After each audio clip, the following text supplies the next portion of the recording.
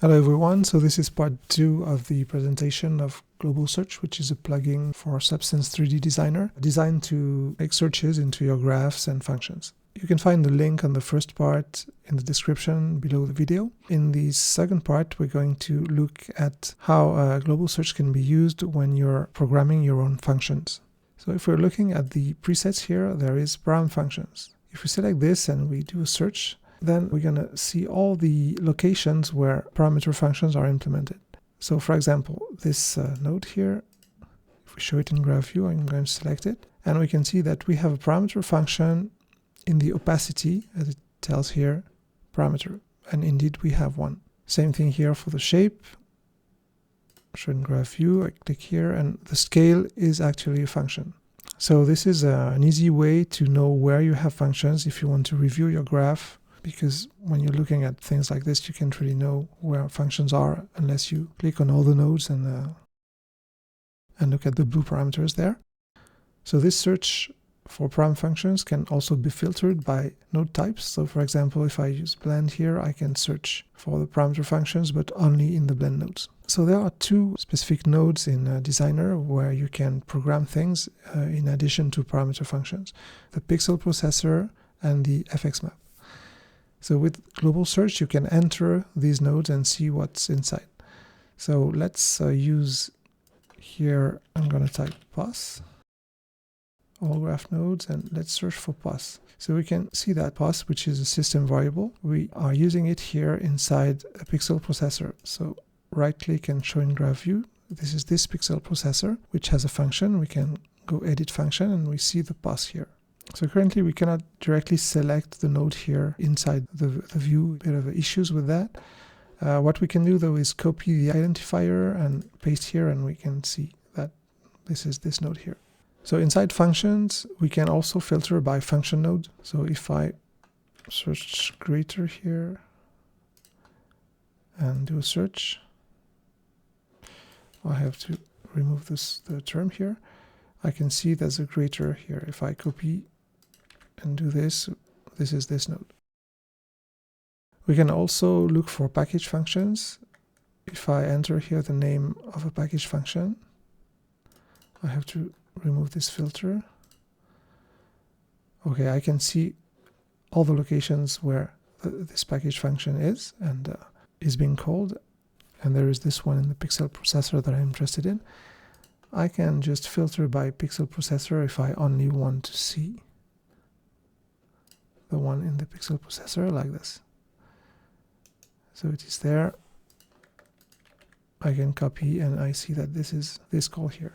So by default, the search is not entering those package functions. In fact, if I remove the filter here for the node and I do search everywhere, we can see that this package function is actually defined here inside this folder, test package functions, which is here. So let's filter again by pixel processor. So we only see the call. But now let's say we want to look into something that is inside this package functions. We can descend into the package function by selecting this enter package functions in function graphs. So now I'm going to look for a variable which is called myTestVar. And here we can see that we enter the package function and we see the locations where myTestVar is being get and set. So I can open this function, open in editor, from there directly to see its implementation. And I can see the get here and the set here. So I can also access here the test offset, which is actually, if I open this graph, this is a parameter that is being passed here to the pixel processor, and it's been get here. So in the same way we can enter pixel processors, we can also enter FX maps. So if I type FXM, I have to disable the search here. So this is being used here in a comment within an FX map. So we can see the FX map here shown in graph view. We can enter it using Control E. So if I enter test size here, in fact this is a comment which is associated to this parameter. So this is inside a quadrant, so this is a quadrant, and the pattern size parameter is a function, And inside this function there is test size. So we can also filter by type of node inside an FX map. Like if I use switch here and I do search, it's kind of not going to find it because this was into a quadrant. If I use test, it's going to find test only in the switch. If I use quadrant, it's going to find test only in the quadrant. And here if I use FX map as filter, it's going to find it both into the quadrant and the switch. So a useful thing when we're using variables is to find where a variable is being set. Well, we do a few sets and a lot of gets, usually with variables. So if you want to find where a variable is being set, so let's do this. I'm going to look for a variable, going to remove all the filters and look for that. So here we can see that this my test var, I'm going to copy and search for it directly. We can see that it's inside comments, being get, it's been set. And if I want only the locations where it's being set, I can go there and disable here basically everything like this except the setter. So if I do this, I see only the locations where this is being set. So now we're going to discuss the errors when we make errors and how to find the errors. And also we're going to use package functions, and I'm going to tell you how I'm using package functions and why I'm using them. So I'm going to create a new graph here. We're going to call it Lumi test. So let's add a pixel processor. I'm going to add this, a shape. And this pixel processor is going to change the luminosity of the input. So I'm going to add an output there. So I'm entering the pixel processor, and here I'm using this to get the position of the current pixel. And here I'm sampling the pixel value. So in my graph, going back into my graph, I'm going to double click here on the background, and I'm going to add a parameter. I'm going to call it luminosity, and the default is going to be 0 and -1 or +1 as the min and max. So here I can do a get float to retrieve my parameter luminosity, and I can add it to the luminosity of my input. Then I'm going to clamp the result between 0 and 1.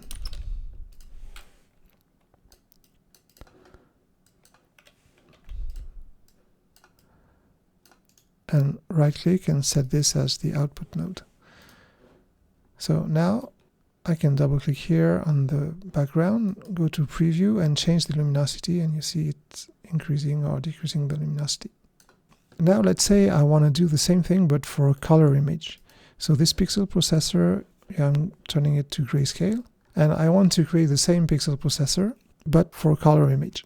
This little logic here, which is adding up the luminosity and doing a clamp, I'm going to have to do it 3 times, 1 time for each channel, for the R, G and B. So basically I would duplicate this code. So here this is very simple code, but imagine that instead of this I have a complex algorithm. I would need to duplicate this algorithm. So this is not very good. And this is why in this case I'm going to use a package function. So to use a package function, I'm going to go new substance function graph here, and let's call it lumicalc.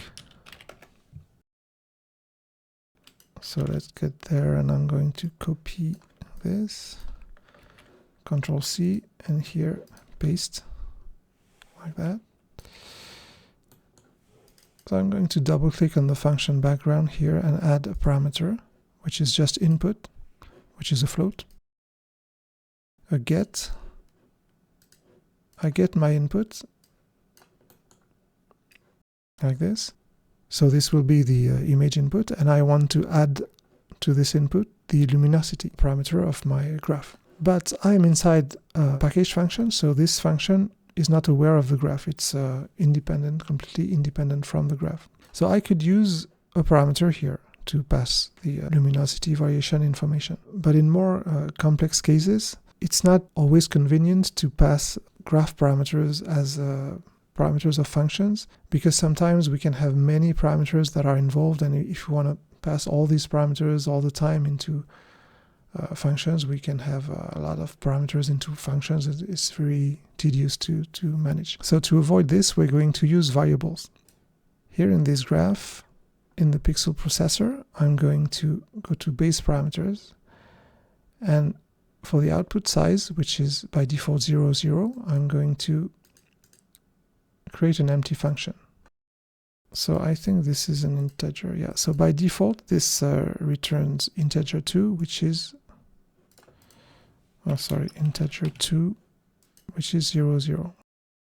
And in the pixel processor, this attribute here is guaranteed to be executed. I mean, the function code that is there is going to be executed before our per pixel function. So we can use this function here to initialize our variables.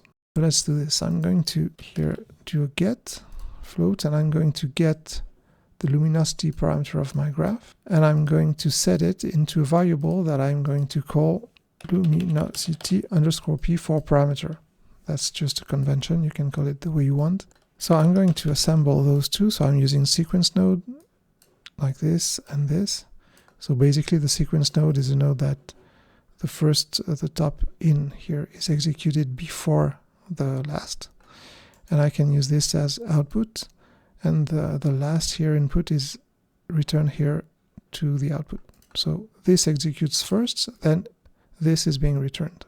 So what I've done here is simply that I've transferred the luminosity parameter of my graph, which is here. I transferred it into a variable. And now this variable, I'm going to be able to use it inside my LumiCalc. I copy it. Here I'm going to do get luminosity p, and I can add this. I'm setting this node as the output of the function. So now let's go to the pixel processor, pixel function. I'm going to replace this calculation with my function. So I do this, and I don't need anything there. I just output this. Now if I go into my graph and I go to the background, preview, luminosity, this is still working. And now my function is much simpler. So let's copy paste this. And I'm going to create another pixel processor. This time, so this is a color one that I want here.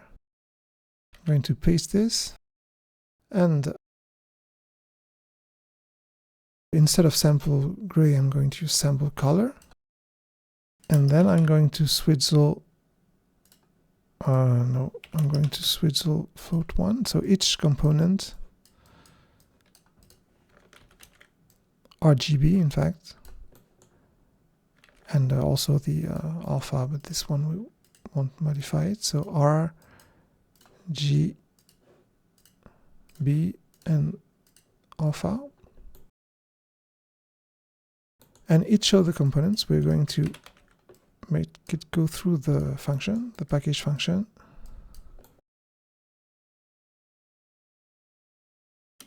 And then we're going to reassemble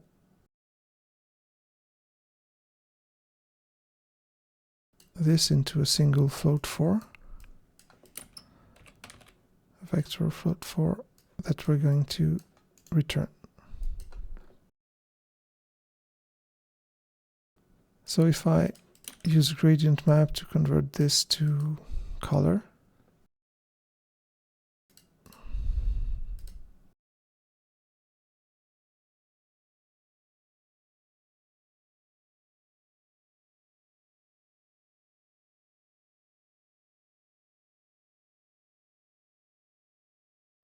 okay, and now if I change my luminosity, Oh, it's not doing anything. This is because I forgot to override here the output size like this, the setting up of the global variable. So now, okay, this is not very nice, but this is very simple stuff.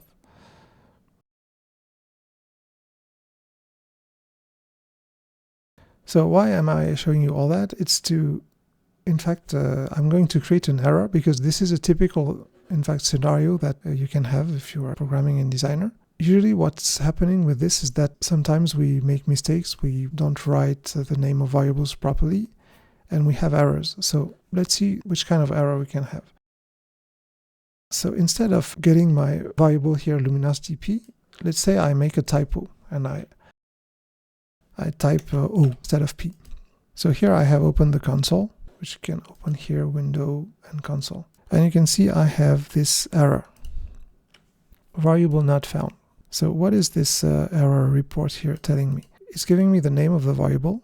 I know that this is accessed by a float, and I know that the error occurred while evaluating per pixel, which is actually the function of a pixel processor.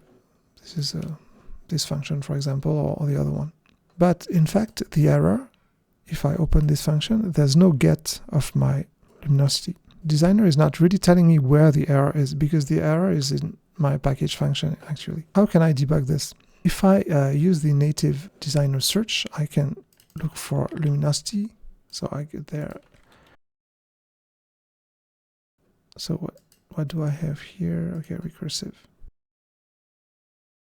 So it's telling me that luminosity is being used here. So I can find the error like this. I can use also the node ID, and it's going to find by node ID. So let's use global search. If we use this luminosity O, we can find it. So all the occurrences where this is being used. Because I selected the enter package functions, we can see that they're being called here, but I don't have to do that necessarily. I can disable this, search, and then we directly see that it's inside this package function. And we can also search here by a node ID. I use this, I'm going to find it. I know this is inside LumiCalc. I can open in editor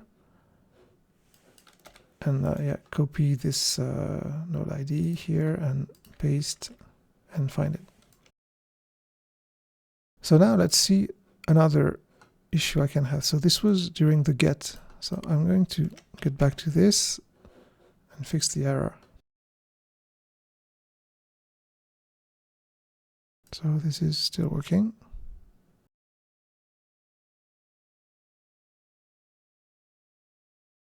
Now instead of making the error on the get, I'm going to make the error on the set inside the output size. Luminosity O. So here it's telling me this luminosity P, which is accessed by a get, cannot be found. If I use the native search, I do this luminosity P, and it's going to tell me, in fact, that luminosity P is being used here into this function. But I still don't know why this is not working. Even using the node ID, I don't see, I cannot find exactly why this is not working. So since we know that the error is in a get of luminosity P, it's very likely that the set of this same variable did not work properly. So let's try with global search, and we're interested only in the sets. So we're going to disable all these and leave only the setters and the graph parameter functions, because we need to look into these also. And I'm going to enter Lumi, so I don't type luminosity fully because I'm not sure exactly where the typo is. I do search, and then I can find here that the mistake is there. So I can open here the pixel processor, go inside the function, into output size here, and here luminosity, I can fix it.